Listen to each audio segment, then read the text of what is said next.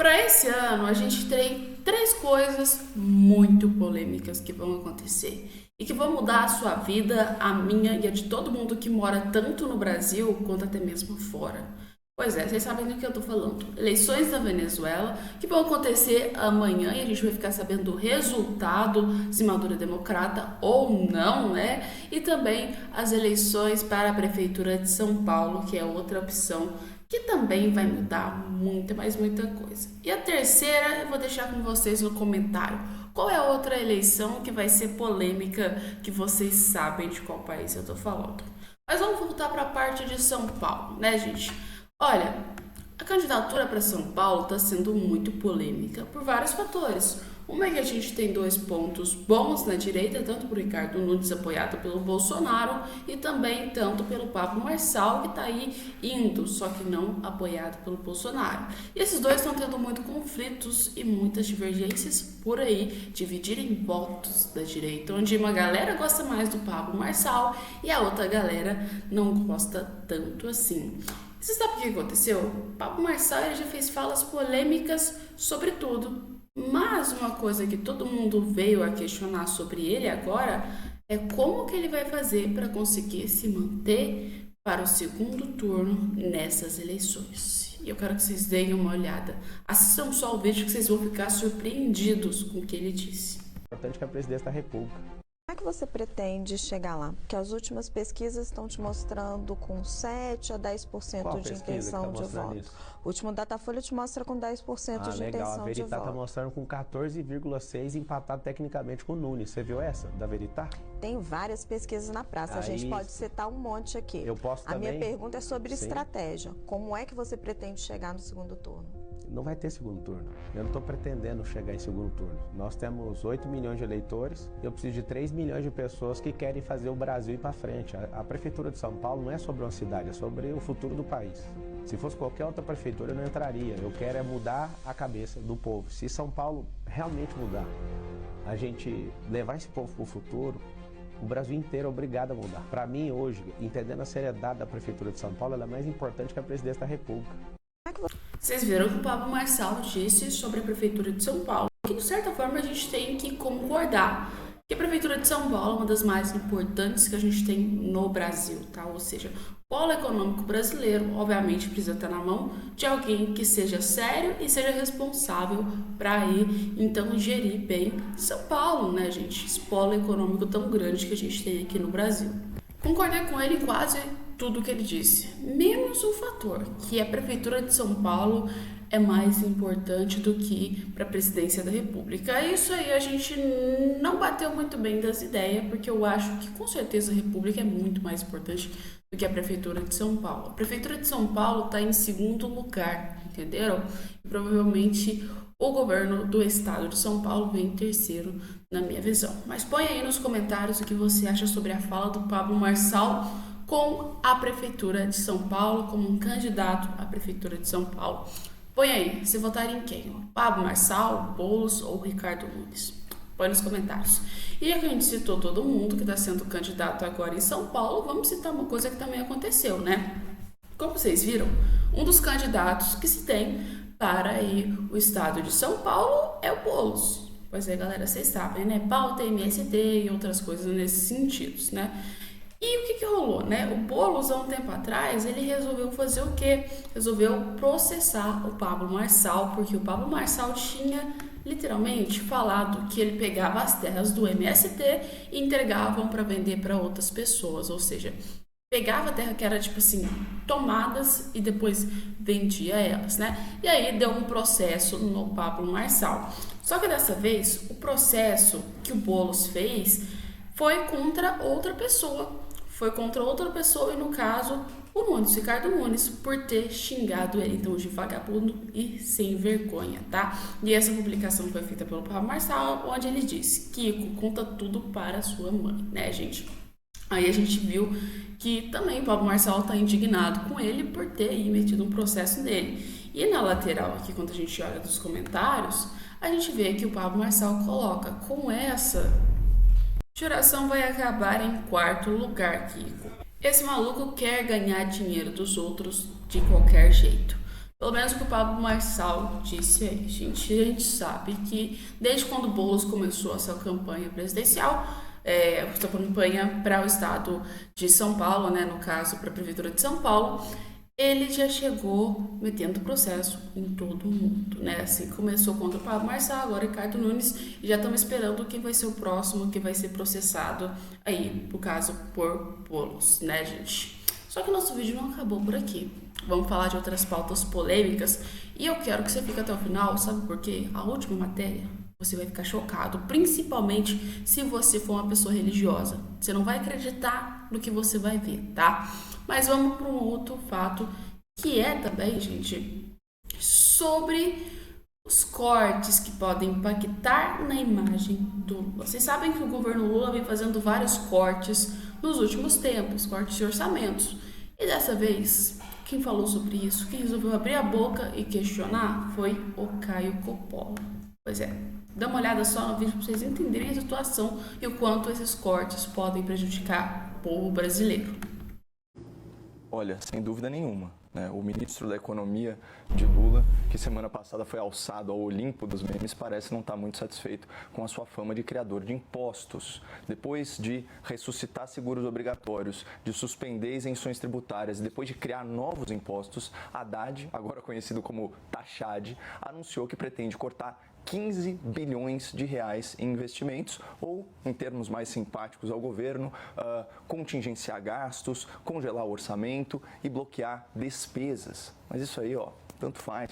O senhor Fernando pode continuar cortando, contingenciando, congelando, bloqueando, dá tudo na mesma. Ele está fracassando. Manchete do site Poder 360. A arrecadação bate recorde em maio de 2024. De janeiro a maio, a arrecadação alcançou 1,1 trilhão de reais. Representa uma alta real superior a 8%, aí já descontada a inflação, em comparação com o mesmo período de 2023.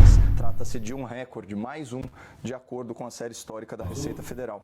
E a gente é ladainha de que a carga tributária caiu 0,5% durante o governo Lula. Só se for durante o primeiro ano do governo Lula, por causa das isenções de impostos federais e da redução de ICMS e dos incentivos estaduais aprovados no último ano do governo Bolsonaro.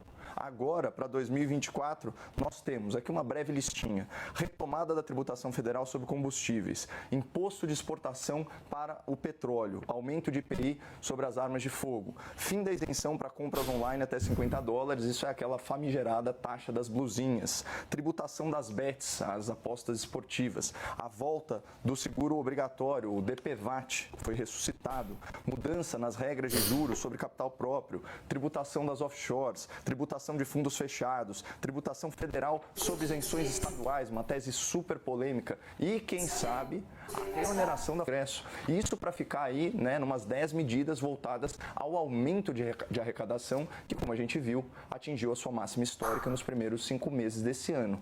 Ou seja, falar que houve um alívio da carga tributária por causa das políticas econômicas do Lula, seu Haddad, isso é atirar com a pólvora alheia, para evitar uma expressão muito mais grosseira e pegando carona aí também nas munições que tiveram mais tributos.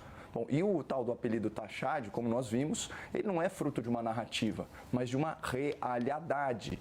O ministro é mesmo um bicho taxão e está tributando como nunca antes na história desse país. E mesmo assim, o governo Lula conseguiu a proeza de registrar déficit recorde no ano passado e tem tudo para fechar esse ano no vermelho, como nós vimos no enunciado, 28 bilhões.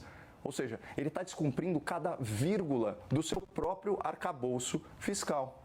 Isso posto, os memes que melhor traduzem a atuação do ministro Tachad são rombo programado para taxar e Rombocop, o taxador sem futuro, ou pelo menos sem muito futuro político. É tanto rombo fiscal que não há taxa que baste. E por isso, Basília, a gente está adentrando o universo dos cortes, e cortes em áreas muito importantes. Confesso que era muito mais divertido quando a pauta eram só os memes. E assim, concordo plenamente com o Caio Coppola, porque é uma coisa que a gente tem hoje no Brasil, é muitos cortes e aproveitamento nenhum para os setores que precisam, né? Principalmente depois que o Haddad começou a ser ministro da Economia, essas coisas ficaram mais escancaradas ainda. Se a gente pegar, o governo Lula vai terminar o seu mandato aí, com certeza, com uma grande dívida, e além disso também vai piorar a situação. Pois é, na época do Paulo Guedes a gente não tinha esse tipo de coisa, gente. A economia estava sempre estável, legal, beleza, né? Mas também comparar um economista com um cara que não é formado na área para ministro da Economia, vocês não acham que é meio brabo isso? Pois é. Mas assim, Caio Coppola sempre traz verdades e cada vídeo que a gente escuta dele é um melhor do que o outro, né? E a gente também vai falar sobre outra coisa que foi polêmica, tá, gente? Primeira coisa, Bolsonaro, né? Bolsonaro deveria ter acesso à delação de Cid? Sim ou não? Põe nos comentários. Você acha que o Bolsonaro deveria ter esse acesso a essa delação de Cid ou não deveria? Agora vamos prestar atenção aqui. Bolsonaro deveria mesmo ter acesso a esta delação de Mauro Cid? Olá, Basília. Olá, doutor Zé Eduardo. Saudações à nossa audiência. Bom, será que o Bolsonaro deveria ter acesso total e irrestrito ao depoimento e às provas que supostamente o incriminam? Será que os pedidos da sua defesa, todos eles indeferidos pelo ministro Alexandre de Moraes, não estão aí fundamentados naquele princípio do contraditório, no princípio da ampla defesa e aí, de uma forma mais abrangente, no princípio do devido processo legal? Bom, segundo o novo normal praticado nos altos tribunais, parece que isso não depende mais da lei, mas sim da sua interpretação atualizada. Vejamos então como os ilustres magistrados do Supremo Tribunal Federal lidaram com um pedido similar recentíssimo, formulado pela defesa de outro ex-presidente e amplamente noticiado pela imprensa. Poder 360, 26 de agosto de 2020. STF concede a Lula amplo acesso à delação de Palocci. Ministros citam direito de defesa. Leio aqui. Ministra Carmen Lúcia argumentou que a Justiça tem o sigilo de delações como regra, mas este não tem caráter absoluto e, evidentemente, tem que ser interpretado. A magistrada disse que a Constituição garante o direito de defesa e, por isso, é necessário que haja amplo acesso a todos os dados. Bom, sobre essa decisão, o site oficial do STF diz o seguinte, aspas, prevaleceu o voto do ministro Gilmar Mendes pelo deferimento do acesso. Ele destacou que a segunda turma, nos termos da súmula vinculante 14, assegura o direito à ampla defesa e do contraditório na investigação criminal. Tem garantido aos delatados acesso aos termos de colaboração. E aí, vamos atrás do que diz a tal súmula 14. É direito do defensor, no interesse do seu representado, ter acesso amplo aos elementos de prova que, já documentados em procedimento investigatório realizado por órgão com competência de polícia judiciária, digam respeito ao exercício de defesa. Bom, vale lembrar, como bem disse a Basília, que o indiciamento do ex-presidente Bolsonaro pela Polícia Federal se deu com base na delação de Mauro Cid. Por isso, a defesa do ex-presidente, pela quarta vez, está solicitando acesso a esse depoimento. Um pedido que me parece bastante razoável e similar ao que pleiteou a defesa do senhor Lula há poucos anos atrás. Então, será que o que valeu para Lula não vale também para Bolsonaro? Seria inimaginável que fosse diferente. Afinal de contas, a estátua na porta do STF está lá de olhos vendados, justamente para não fazer distinção entre pessoas e para aplicar a lei da mesma forma a todos. E aqui a gente tem um agravante, ou pelo menos um ponto sensível em todo esse imbróglio jurídico. A defesa do ex-presidente Bolsonaro solicita, e não sem razão, aspas, registro audiovisual integral de todos os atos da referida colaboração premiada, inclusive das negociações e depoimentos prévios à celebração e homologação do acordo. E por que será isso? Talvez por causa de fatos também amplamente relatados pela imprensa. Portal G1. Após depor sobre áudios vazados, Cid é preso por descumprimento de medidas e obstrução de justiça. Revista Veja divulgou gravações em que o militar relata ter sido pressionado durante depoimentos à Polícia Federal. Ele também faz críticas a Alexandre de Moraes, do STF. Nossa, mas qual seria aí o teor desses áudios? Eu praticamente não vi quase nada sobre eles na grande mídia. Eu pesquisei e separei dois trechos mais leves aqui para o nosso telespectador. Aspas.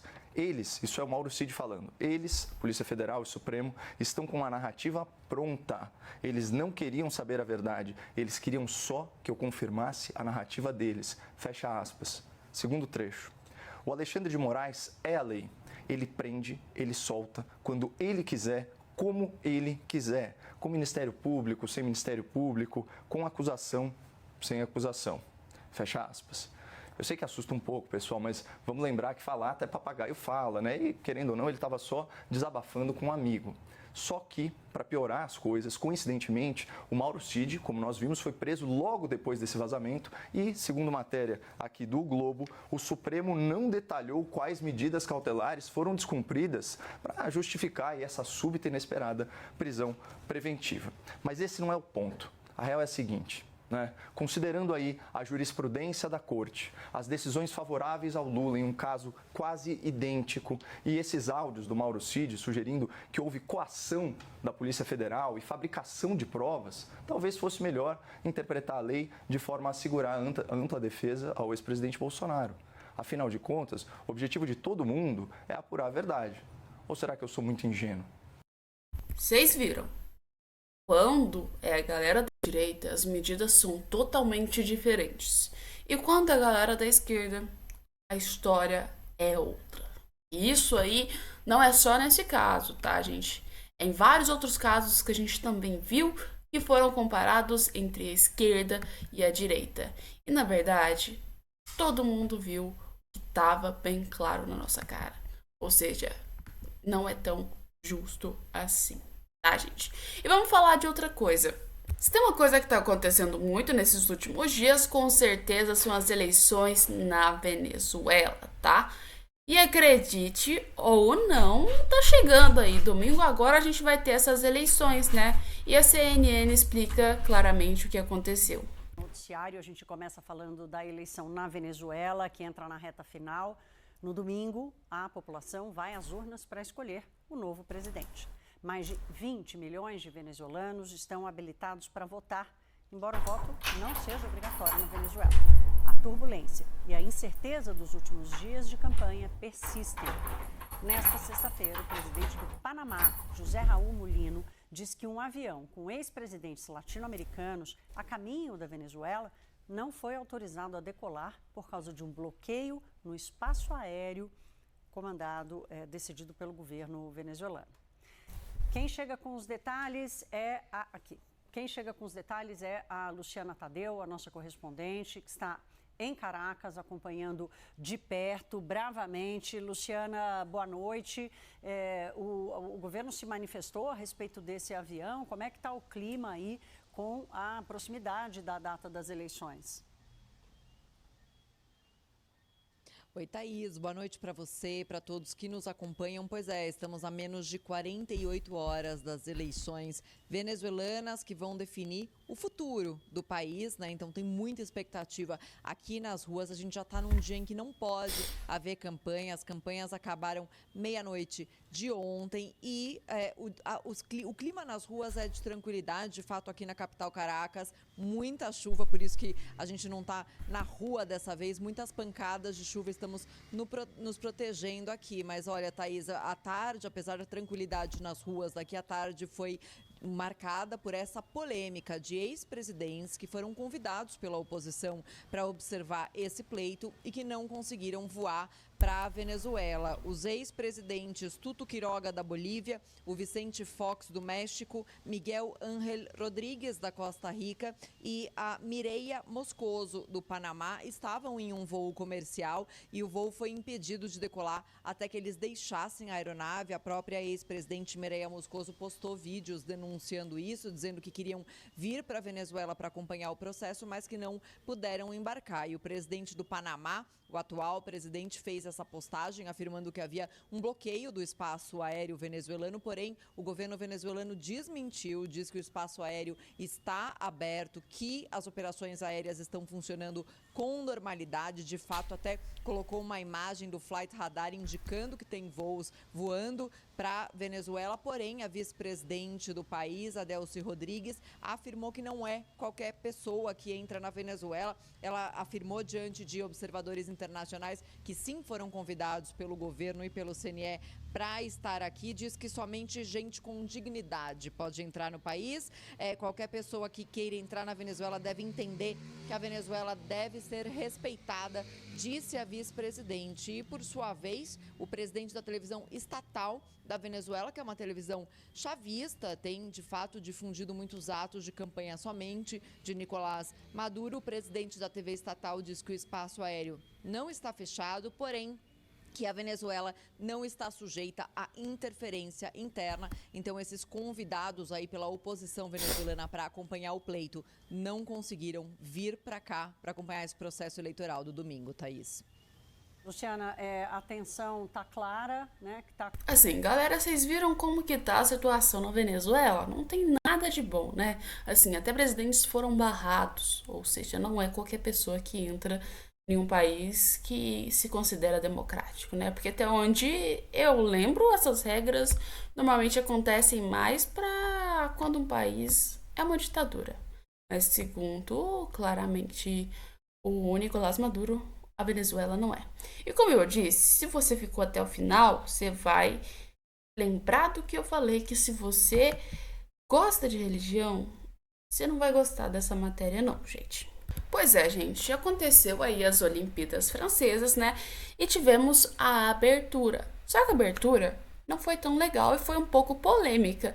Não pelo fato de ter gente LGBT que ia mais e outras coisas nesse sentido, mas pelo fato de distorcerem alguns conceitos e algumas religiões, né? Porque assim, as Olimpíadas começaram com drag queens e beijo gay na abertura das Olimpíadas iriam aí fazer parte da extrema-direita na França. Pois é, galera, vamos entender aqui.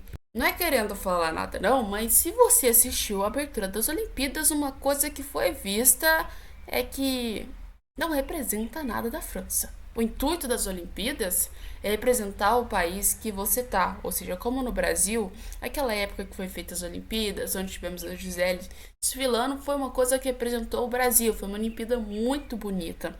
Agora essa da França deixou a pecar. Primeiro, porque tivemos várias coisas que, né, ironizaram a questão religiosa, tanto uma ofensa religiosa e outras coisas que também foram polêmicas para o intuito de uma Olimpíada. A gente vai entrar nesse tema mais aprofundado, só que vai ser no nosso próximo vídeo, que vai sair então às 13 horas, ou seja, 3 horas da tarde. Vem cá que você vai ver a gente falando muito sobre esse tema, tá? Não perde esse ponto não, a gente já volta para vocês logo logo.